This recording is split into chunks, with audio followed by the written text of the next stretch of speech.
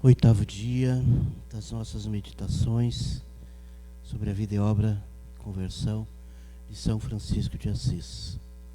Em nome do Pai, do Filho e do Espírito Santo. Ave Maria. Bendita sois vós entre as mulheres, e bendito é o fruto do vosso ventre, Jesus. Santa Maria, Mãe de Deus, rogai por nós, pecadores, agora e na hora de nossa morte. São Francisco de Assis, em nome do Pai, do Filho e do Espírito Santo. Nesse oitavo dia da nossa meditação, devemos lembrar que São Francisco ouve um chamado e uma conversão a seguir a Deus, mas ele não sabe bem ainda o que Deus quer. Ele vai vivendo cada dia a seu tempo. Já fazem 3 anos que ele está nesta vida. Mas uma das coisas que ele ouviu do Senhor é de reconstruir a igreja. Ele reconstrói a igreja, a ermida, que chama de São Damião, e ele começa então a restaurar também outras capelas. Acabada a restauração de São Damião, ele começou e terminou uma outra ermida dedicada a São Pedro. Enquanto isso, também ia restaurando, ou melhor, construindo em seu interior a imagem de Jesus Cristo. A voz de Spoleto estava longe 3 anos atrás. Fazia tempo que acalentava o projeto de restaurar também uma capelinha perdida no bosque central do vale, a uns 3 quilômetros da cidade. A capelinha estava quase engolida pelas trepadeiras e tinha rachaduras por todo lado. A igreja tinha e tem 7 metros de comprimento por 4 de largura. Como estava solitária no meio do bosque e se dizia que era muito antiga, excitava a imaginação popular, que tinha criado muitas lendas. Dizia-se em Assis, e a versão era muito aceita, que nas vésperas de algumas solenidades desciam de noite numerosos coros de anjos que cantavam aleluias e muitas vozes e faziam grandes festas. Por essa razão era conhecida desde tempo imemorial como Santa Maria dos Anjos. Chamavam-na também de Porciúncula, porque a tradição dizia que os beneditinos tinham vivido ali antes de se instalar no Monte Subágio, e lhes tinham dado uma pequena porção da terra para o cumprimento de suas obrigações monásticas.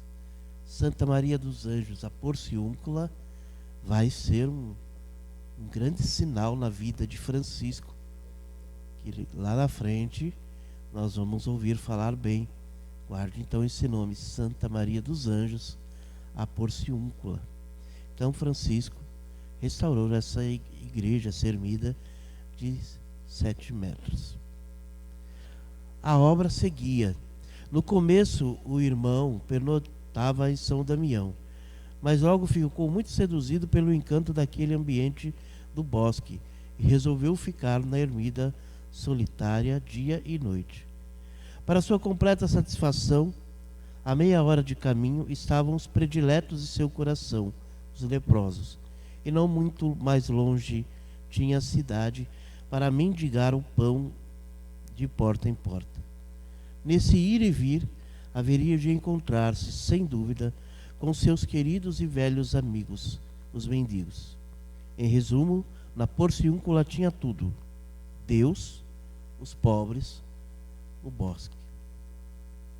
Deus, os pobres e o bosque. Francisco, quando ficava na ermida de São Damião, naquele tempo da reconstrução, se nós lembrarmos, tinha lá um velho sacerdote. E todos os dias Francisco comia ali com aquele velho sacerdote. Um dia ele caiu em si e falou: não, mas eu não posso comer assim. Eu preciso mendigar o pão. Não é justo. E Francisco foi falar com o velho sacerdote, agradecendo, e disse para ele: eu preciso pedir o pão de cada dia.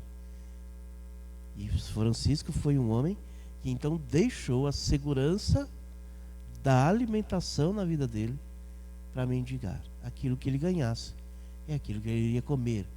E a que a natureza oferecia, ele também comia as frutas, né? E era assim que ele desejou se alimentar por muito tempo. Mas agora não estava mais em São Damião e foi para Porciúncula restaurar e começou a ficar por lá, porque era um lugar encantador. E ali, como diz aqui o texto, Deus, ele sentia.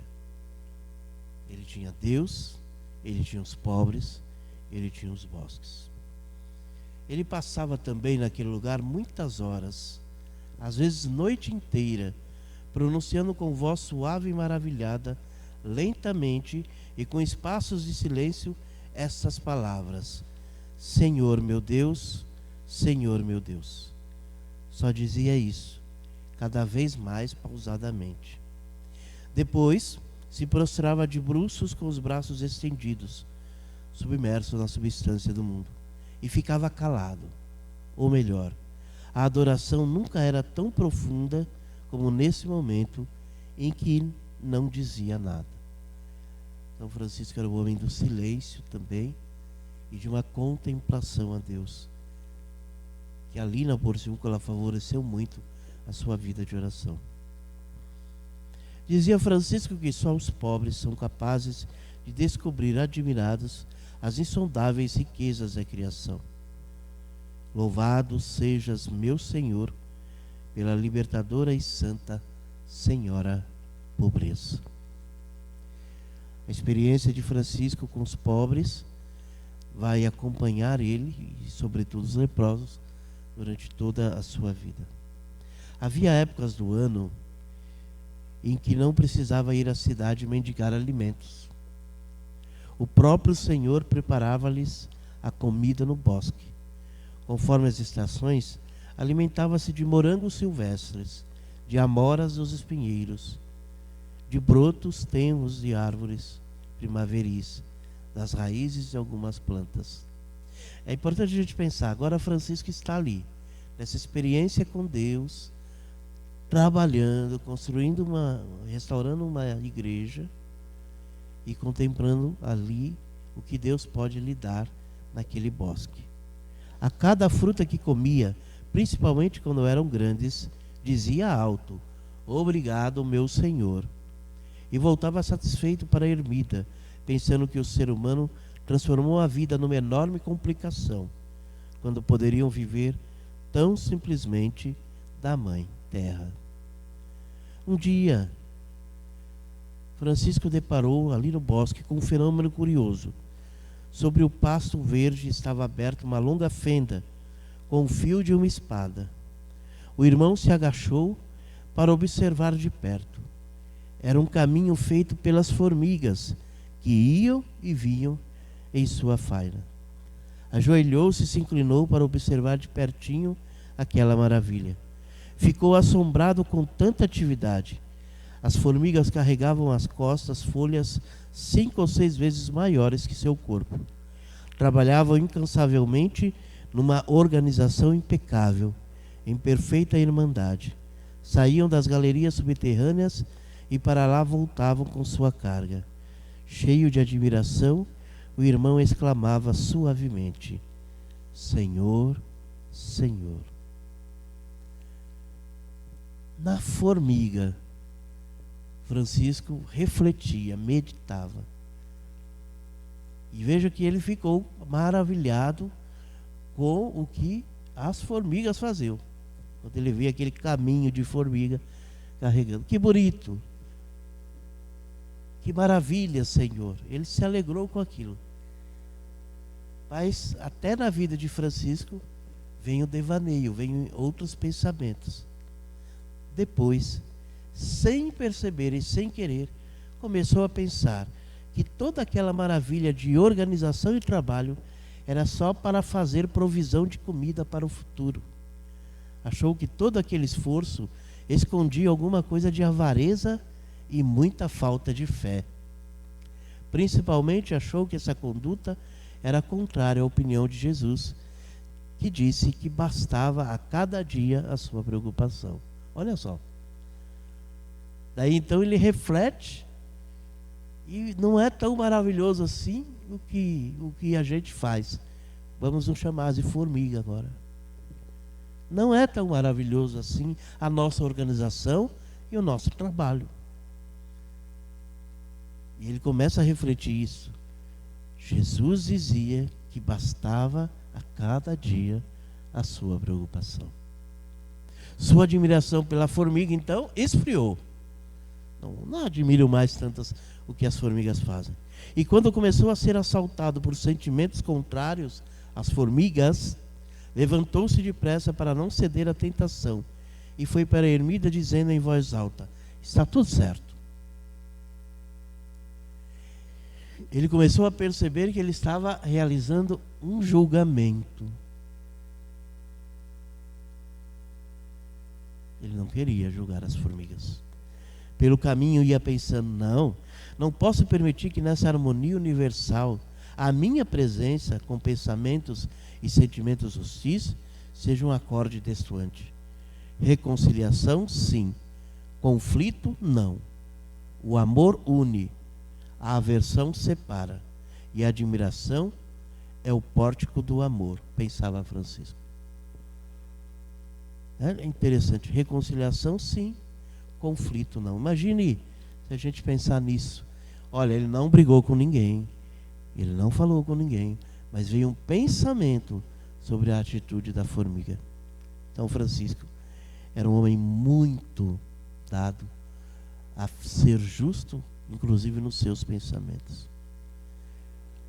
Tem uma oração que ele compôs diante de tudo isso que ele estava vivendo, e assim ele rezou: meu Deus, antes de tudo, põe a mão no coração do teu servo para que recupere a paz. Tira-me a espada da ira e cura a minha ferida. Sossega o meu coração e as minhas entranhas antes que teu servo pronuncie palavras graves. Nesta tarde de ouro, deposito em tuas mãos de misericórdia estas rosas vermelhas de amor. Não desprezarei os que desprezam. Não amaldiçoarei os que amaldiçoam. Não julgarei os que condenam. Não odiarei os que exploram. Amarei os que não amam. Não excluirei ninguém do meu coração. Deixa-me dizer agora uma palavra nova e aceita-a limpa e sem atenuantes.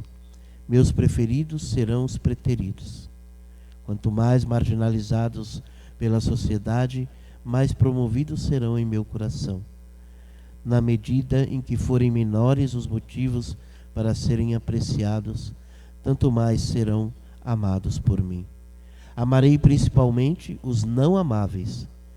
Deixa-me reservar o caminho mais florido do meu coração para os leprosos, os mendigos, os salteadores de estradas e os pecadores. Assim terei o privilégio de seguir os passos de Jesus. Glória ao Pai, ao Filho e ao Espírito Santo.